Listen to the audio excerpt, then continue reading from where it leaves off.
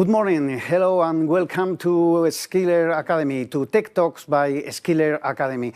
This morning we have a program all in English because of our people here, all from different countries. I just introduced Isabel Flores, country manager of Zeotap Spain. Welcome. Hello, good morning. Thank you very much for the invitation. Michel Juvillier, founder of the Societies.Media. Hola, bonjour. Hossein, founder of Hope Advisory. Hope Advisory, yes. Thank you. Hope Advisory. Hope Advisory, okay. Remi Boudard, Senior Manager and Market Development of Xandr. Exactly. Welcome.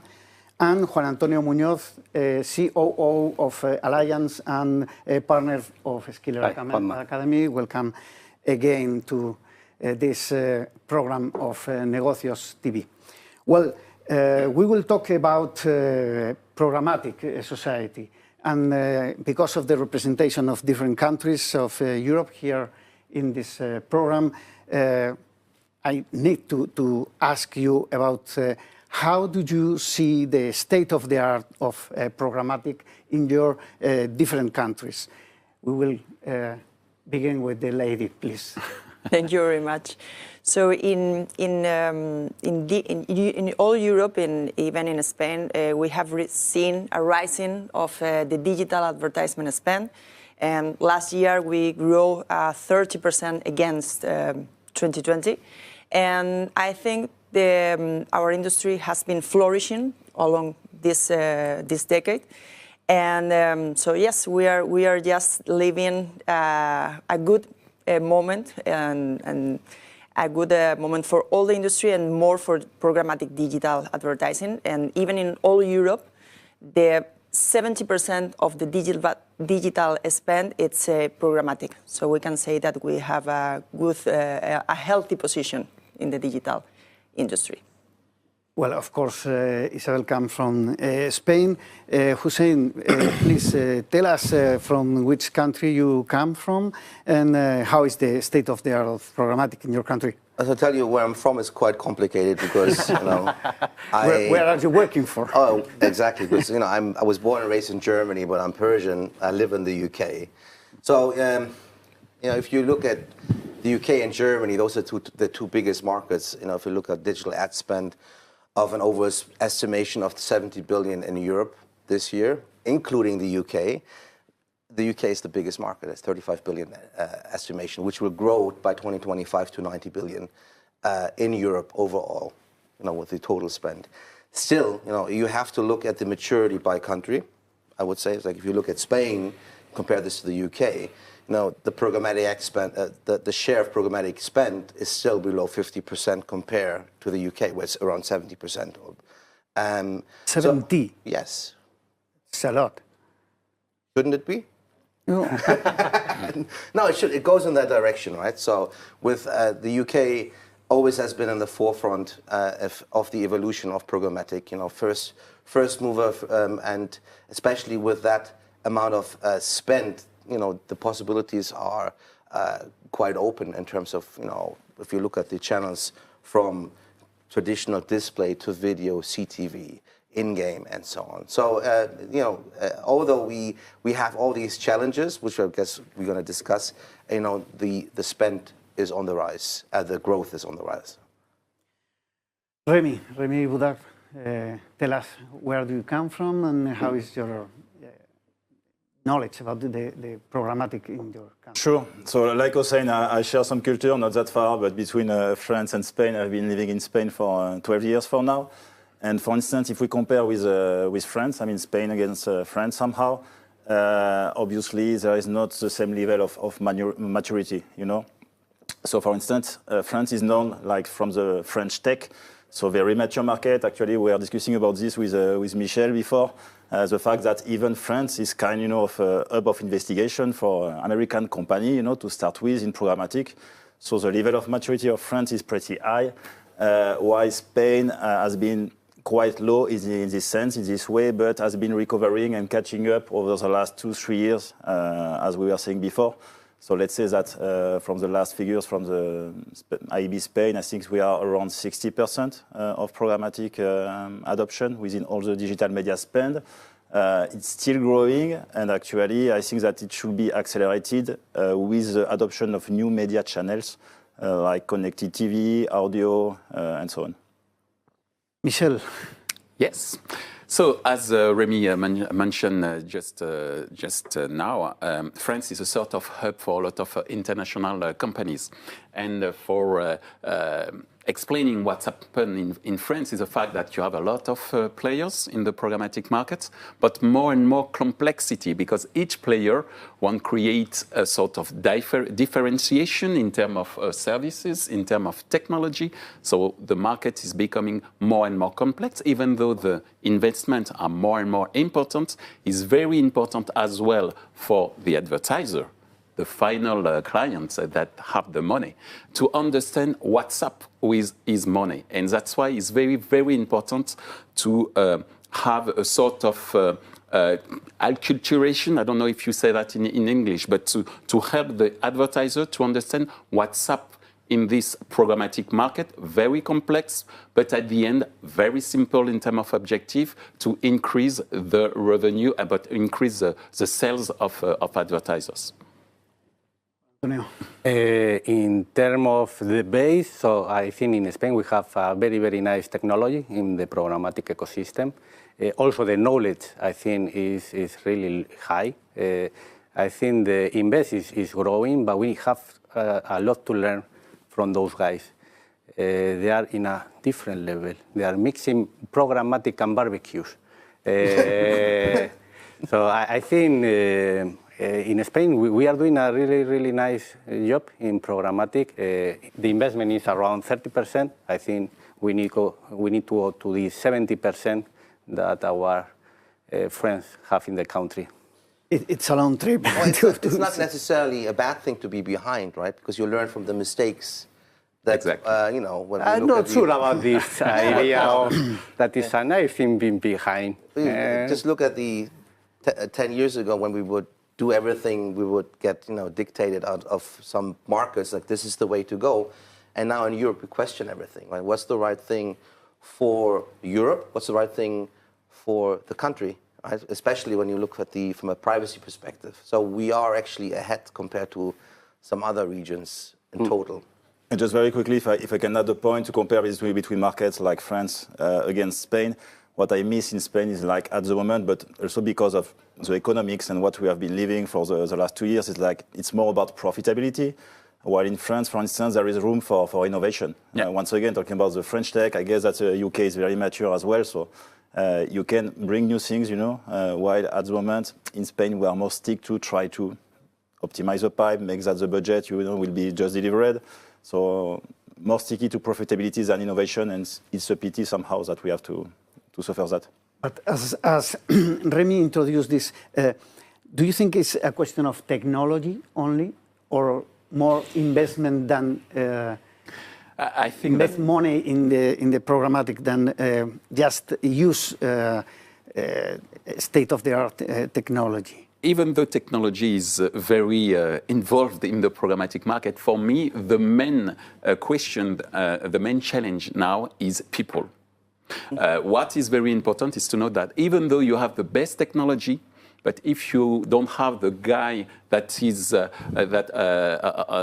have the skills to use the technology for improving the performance of a campaign, it will not work. So that's very important to understand that people, for me, is the main challenge regarding the development of the programmatic, I would say programmatic society, sorry, of the programmatic market. Self-marketing.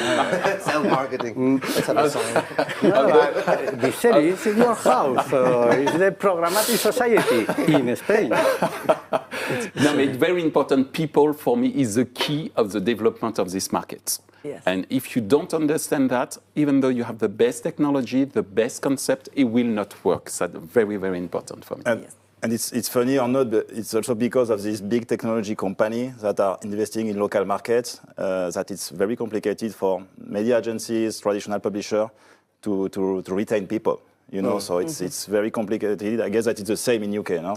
Like well, when you have big Brexit players. as well. So let's not talk about that. So everybody left. Adding problems to the to the skills of the people. It was always clear, right? We just marketed a different way. When you think about the evolution of programmatic, when we marketed automation and real-time bidding, that technology is only as good as the people that use it or apply the technology. And you know, with this focus on digital transformation and automation, we did one thing. We pushed people who are experienced, who come from the old days, who understand broadcasting right now. If you think about CTV, how important are people who come from broadcasting and who understand how TV works, right? We pushed them away. It's not only that we have a lack of people everywhere, you know, we have a lack of knowledge and a lack of experienced people. And that's a huge problem across all it's a global problem, actually. Because, you know, and on top of that, you know, we work in a business, as you mentioned, profit, right? Maximizing shareholder value is one of the topics. No, we want to be profitable, we want to be successful, but we missed out that you know, especially with the pandemic, the perception of how you want to work and how you want to work in a company has changed among, you know, the younger generations, right? So culture is now an asset next to salary. So I said, I want to be treated a certain way, otherwise I leave. And you know, these are all aspects we still explore and how to deal with it, especially getting people back to the office is a huge challenge right now. I think in Spain, well, in Spain, I mean, I've been a few agencies, it's packed. In the UK, nobody wants to go back, but there's the 3-day rule. I think you guys have in Spain as well. That's a huge problem, right? So. Isabel, what do you think about this situation in the Spanish market?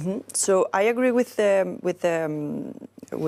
your perspective about we have to put the user in the center, at the center, and even in so from my perspective, we have to think about privacy as an ally of the brands instead the enemy, because we have experimented that.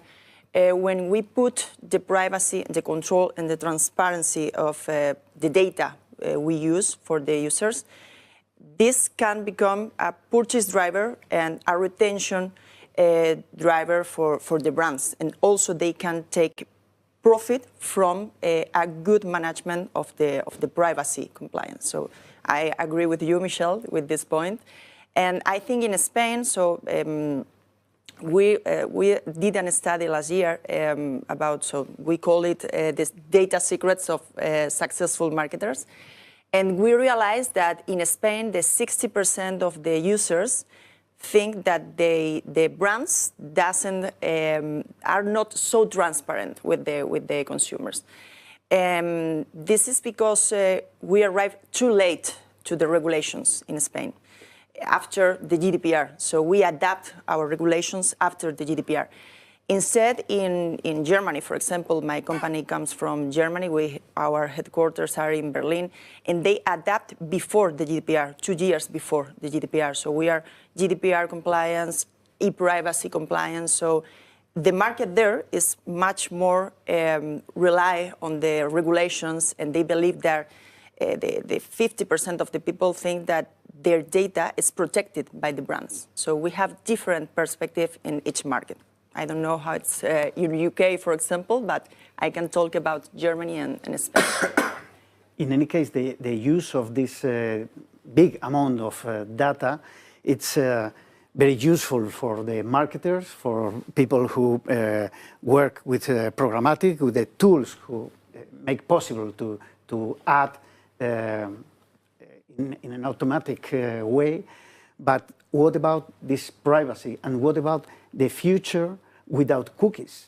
Because we talk about data, about an easy way to reach the data of the consumers, but in some months probably we lose this way, at least this way to get data. What do you think about Michel? In France, there are a lot of debates regarding the cookieless world. what will be the way to continue to be performant, to have performance without cookies. The solution, or one of solution, is the contextual. What does it mean? It means that rather than to target your audience through data information, you target your potential client regarding the type of website that they are looking at, the kind of service that they are using, and more technology are improving their performance through this objective of to offer a contextual marketing solution for advertising, for avoiding any legal issues regarding data. It's a contextual. It's perhaps the buzzword now in the programmatic world, in the programmatic market, regarding the end of the cookie in the ad market. Actually, yes. What we used to say is that we have to think differently, so make the thing in a different way. So I've been talking about contextual, but there are so many ways right now, to do something different that we have been doing with cookies. I just want to say that I hope that we will avoid to try to do the same, because what you used to say also is that let's start with privacy by design. Like contextual can be an option, even if it sounds a bit old-fashioned, right? Yeah. Because I was doing contextual maybe 10 years or 15 years ago, but now we have to start with this mindset, and don't use personal data by default. Then you have all about the identity, which is also a buzzword. So trying to work with some solutions like Zeotap is doing right now, and we can launch the debate with Isabel. I think that obviously there is an issue of scale because there are several solutions. The identity solution have to deal with publishers in order to get access to the end user, and it's at the moment a big challenge for, I think, all the markets.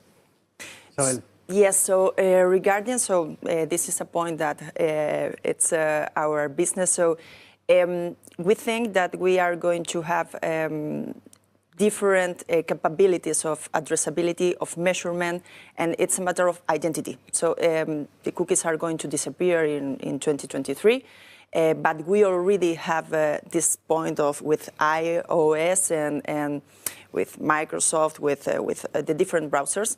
So this is not new, but Google it just announced previous years about the deprecation of the cookies. So we have to adapt all the industry in the new identity solutions.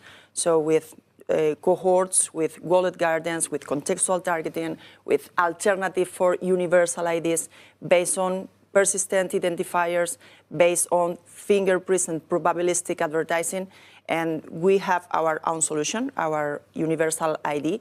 And we hope we can help all the ecosystem to get a decentralized open internet instead of having all the eggs in the same basket. So I think it's a matter of identity and to provide all the marketers, all the brands, all the media agencies, the addressability and measurement capabilities to targeting these audiences. I think the challenge is, if you look at our industry, is natural language processing is very old, right? So yeah. And then it always depends which methodology do you use to apply that.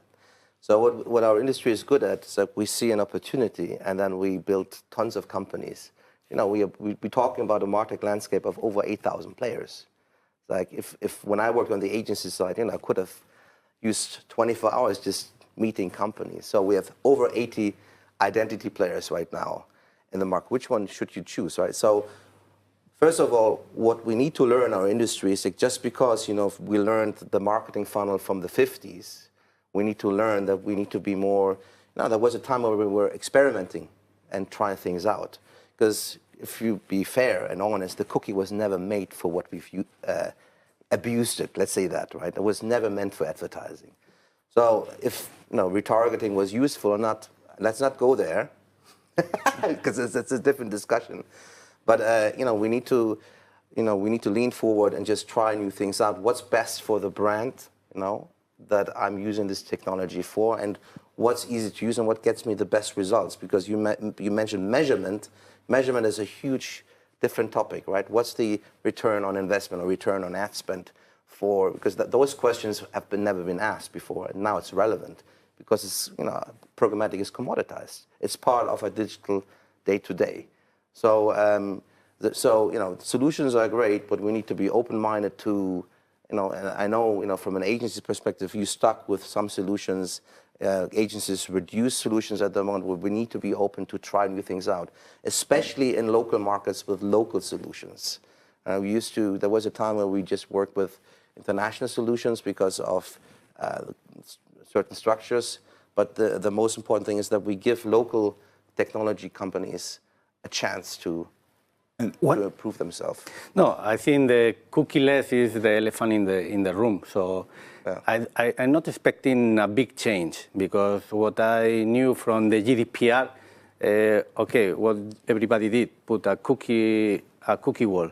Now what is going to happen if we don't have a third-party cookie? Maybe we are going to have a first-party cookie, and then we are going to ask everybody to log in into the website. Yeah. I think I remember when GDPR came, and everybody was like, there's going to be a drop, but there was never a drop. You're right. I think the change is going to come from the user. So I think the user needs to say, okay, I want really a privacy ecosystem. Maybe it's what Isabel pointed, that maybe this decentralized web is going to be the way that maybe everybody is going to use the Web3 with a wallet that is full anonymous, and nobody's not going to know anything about you. But for sure, the change is the near future, because as Hossein was saying, like taking an example, the Lumascape with 8,000 different players, is like maybe we will get back again to fragmentation. Because we have been relying on something called cookies, cross platforms, cross sites, and so on. And now we have to start with like homemade solution or different solution, publisher solution. So I think that we will have like several curated marketplace or several, identity players, but operating on their own, trying to find some interoperability. But at the end, even like that, on the media side, yes, it will be like different markets, different markets because different solutions and so on. I think that a new trend can be very interesting for the advertiser is a data collaboration. What is very important is to know, because of the end of the third-party cookie, a lot of publisher, a lot of advertiser, a lot of e-commerce player are increasing their first-party assets, first-party data assets. And what's gonna happen? It's in the old world was second-party data, but now we are talking, for being clearer, data collaboration. That means that an advertiser will be closer to a publisher or closer to an e-commerce player, and it will be maybe a way to satisfy the user regarding the protection of his data, thanks to a new intermediation technology that can allow to the publisher to exchange his first-party data with the e-commerce player with anonymization of this exchange. And I think that is one of the opportunity to continue to increase the value of the market, the value of the user, thanks to the new technology that adapts themselves to the end of the cookie. And curation can be the solution, but very quickly, so as you were mentioning, retailers or e-commerce, retail media, by the way, so it's pretty famous. Thanks to that, like retail media at the end, just to make it easy, because it can be linked to many things, but at least like just having retailers to share their first-party data and have one-to-one relationship with brands. I mean, it's so basic when you think about it. But at the end, the question is about the protection of the information of the user, and now you have solution for doing that as well. Yeah. Yes. Well, I think this point is very relevant, the value exchange. So we detected this point years ago when we started to develop our universal ID solution. And this is the point where we want to create an interoperable solution between publishers, brands, agencies. So this is why our solution is neutral, and we can integrate with all demand-side platforms, with all the supply-side platforms. And I think this is the point, the value exchange for the user. So user need to feel that they have something in exchange. They feel that the brands are taking their personal information for something else, and they do not need some discount. They do not need, so they need to understand how the brand is collecting his data and for what they are using this their personal information.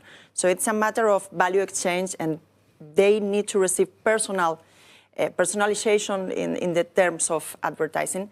And I think the value exchange is the key topic we have to be focused in all the industry. I think the key point is what Michel introduced, the collaboration between different platforms to get this data. Mm. But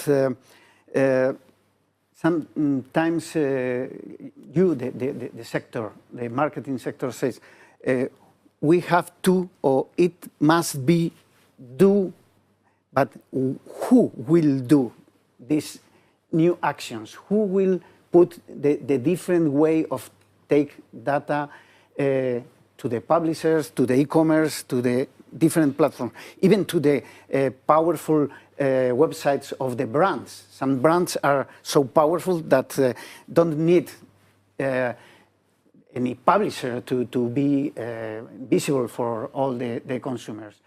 Who will do that exactly? Who will put this technology? Because we just mentioned very quickly the media agencies. They have also something to say, I think, in this play. Yes, so I mean, first, obviously, it will depend on regulators and regulation. But then you have these associations like the IAB. So IAB, I think, is working closely and globally with the market. Like you have a specific department, IAB Tech Lab, trying to define the infrastructure, in order to manage this, which is a very, very good starting point. But then you have different specificities in the market. And also at the end, we have to, I mean, in terms of platform, we have to see how we can connect, between us and try to make the things working. Just to give you an example, but a good example of a local initiative in Spain. So you have like the IAB Spain pushing something called TCPF, which is an extended version of the TCF, of the transparency framework, in order to push some personal data, or at least try to still rely on data within the TCF. Isabel. Yes, I think it's a matter of all the vendors. We have a duty with the ecosystem to educate the industry, the market, and maybe all the solutions we have developed, we are only focused on selling in a B2B way, selling to the media agencies, selling to the brands. And we have to educate all the market. We have to educate also the consumer, the user, and to explain to them how we are going to use their personal information, we are going to collect their data, and how we are going to manage this data. And we have to show all the ecosystem with demos, with promotional videos, how we are going or how we have developed these technologies. So it's a matter of this creation of the technology. Michel. And that's why, Isabel, that we created a special TV show in France, first dedicated for B2B markets, the Programmatic Society. Mm-hmm. But our objective is to educate advertisers and end users as well. In France, we are a project called Culture Pub for the main audience, for explaining that advertising is not only a question of business, but also advertising is a question of democracy. And perhaps it's a little bit strong to say that, but you have to know that a lot of websites with content, 18 content, I don't know if you say that, with bad content, mm-hmm. It's not a judgment of values, but you have to know that a lot of democracy are based on the information that are on the website, mm-hmm. on the internet. And who help some bad website to exist is advertising. So it's very important to understand and to maybe for the market of the advertising even, to know that our job, yes, is to do business, but our job also is to participate about the citizenship system, even though we are talking about product, even though we are talking about new services, the money that we generate through our jobs is also money that will serve a lot of the free speech, I would say. That's very important to understand that. And that's why, regarding the point that you address, it's very important to explain to the public, to the advertiser, but also to the public, how the advertising market work and how we use their information, their personal information sometimes, for providing them the good product, but also for providing them the right contents that are looking for. So that's very important also to have perhaps a step forward regarding the way that we work in this industry. That's why maybe you have this kind of company in UK. We are seeing like zero-party data provider, which is kind of trade-off, between the end user, the consumer, and the technology. And I think that it's a good approach because at the end, as Isabel was saying, it's the responsibility of the brands first to communicate with the end user, but somehow we have to sell something, to the end user, or at least to show him why, for instance, he can still consume free content. Exactly. So this is a good way, I think, like to get this back. I mean, free content. That's the thing. Like the quality. We need to make sure that the quality of content is given because with all we have done, we put especially the publishers under a lot of pressure. How do you keep journalists keep writing? And like we have so much content on the website. How do you divide good from bad content? I mean, and there are many examples in the past 5 to 7 years where even the big players wouldn't care where they would show advertising, as long as they would generate the advertising dollar on their side. We have to accept the fact, that this business is already grown up, but we still act like children at some parts, right? There was a time where it's like, digital advertising is like, a bunch of kids trying some things out. Now we have to take the responsibility because, right now we're at the stage where we go the next phase, with the metaverse, for example. Like understanding these kids, how they perceive advertising is a different level, right? And, when I look at my kids, they don't see any ads.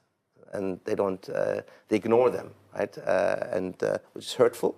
I don't know if you think that we worked in this business, but for so long. But we need to adapt to the society, situation, how it's evolving. By countries are definitely different.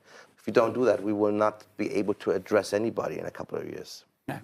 I fully agree with Michel. So it's all about values. So privacy has to be something in top of mind of the marketeers. And I think we have a responsibility to give these best practices so we cannot wait to regulators. I think we need to do something in advance. Usually companies are opening a lot with all the technology and we need to give these best practices and these values that have to be in the programmatic, with this programmatic society, with all the organization that we have in the ecosystem. Isabel.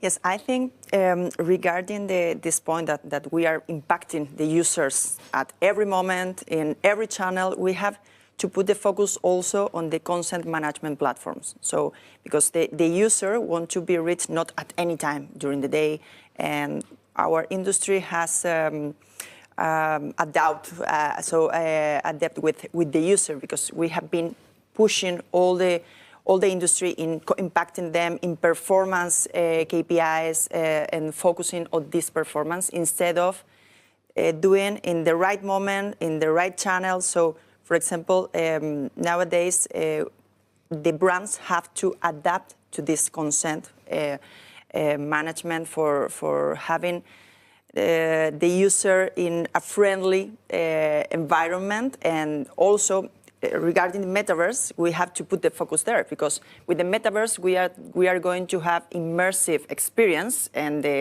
so the user is going to be the 100% of their time immersed in the metaverse, in augmented reality. So I think we have to be more responsible, and having more respect with the user, because if not, all the industry is going to acquire more time in the metaverse, and the user are going to be impacted because they are all the attention it's in this augmented reality and in this gaming and on this type of solutions. Talking about metaverse, because we are talking about advertising, about programmatic, about data. The metaverse will be everything in the new digital life for users, and especially for advertising, for the industry of advertisement, because I don't understand exactly if the consumers, and we all are consumers, will be by their own decision inside a metaverse with a lot of advertising and few things to get for his own I'm business going to reuse the words pronounced by Isabel, experience.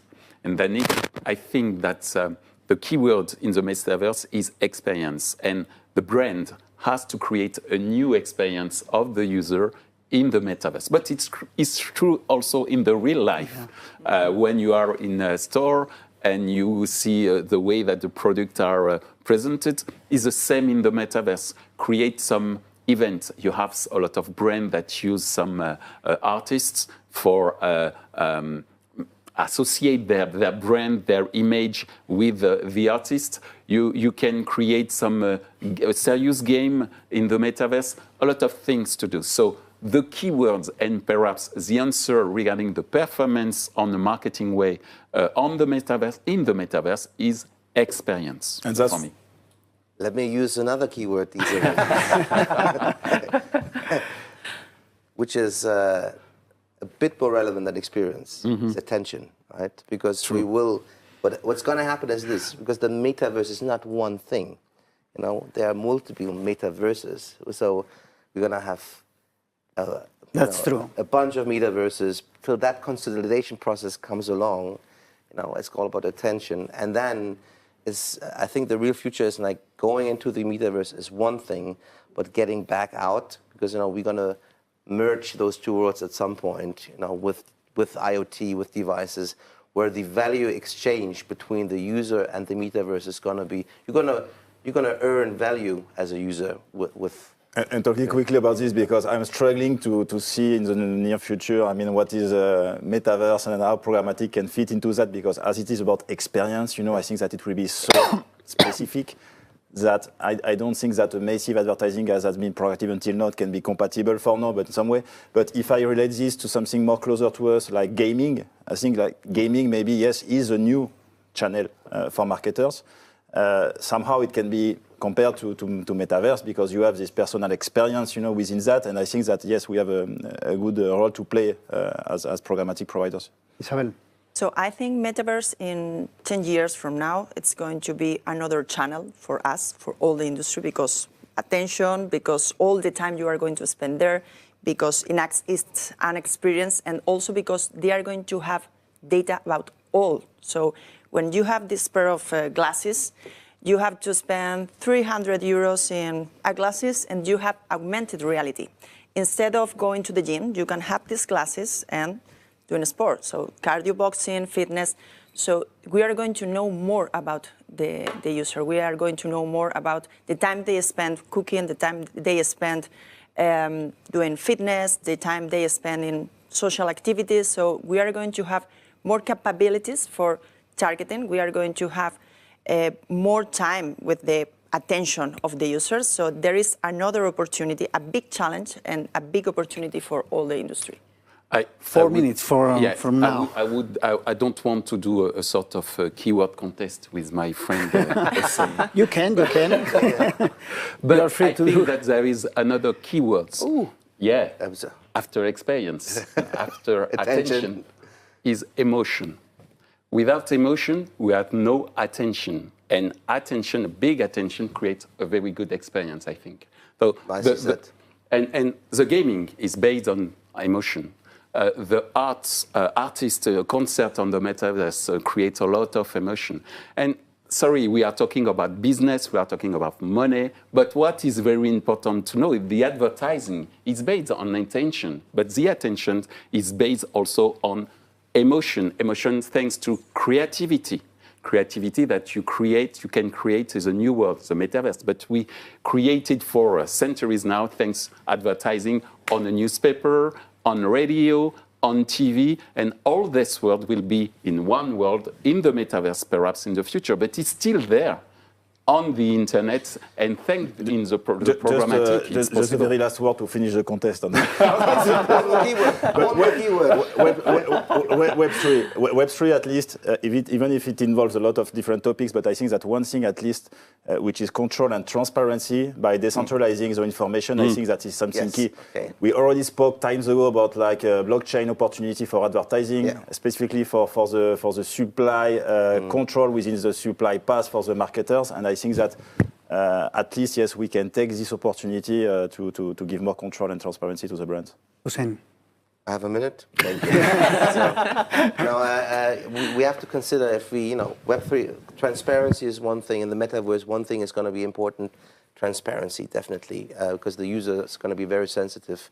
But any device, that measures any emotion or movement, like the Apple Watch or the Chrome watches today, that health tech will be part of our advertising experience at some point, because these devices can measure anything today, and they're going to be relevant. There are companies today that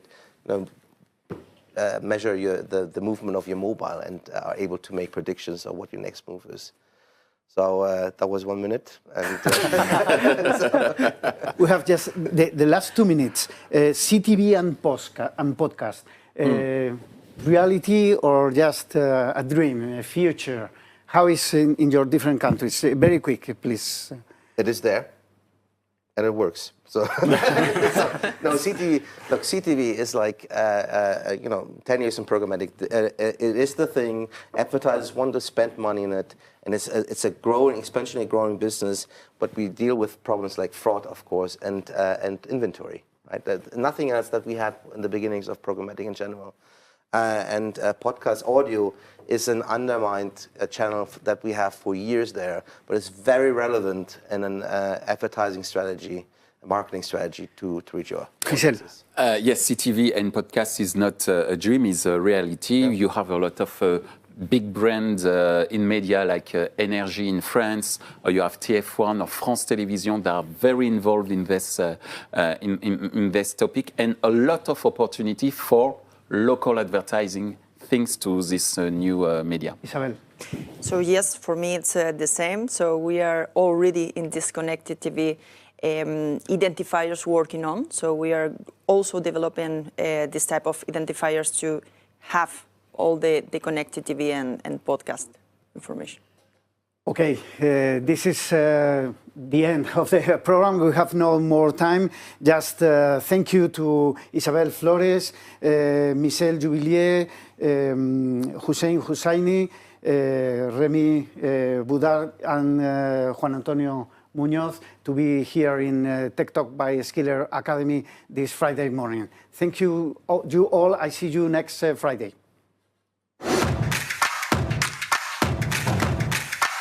Preview.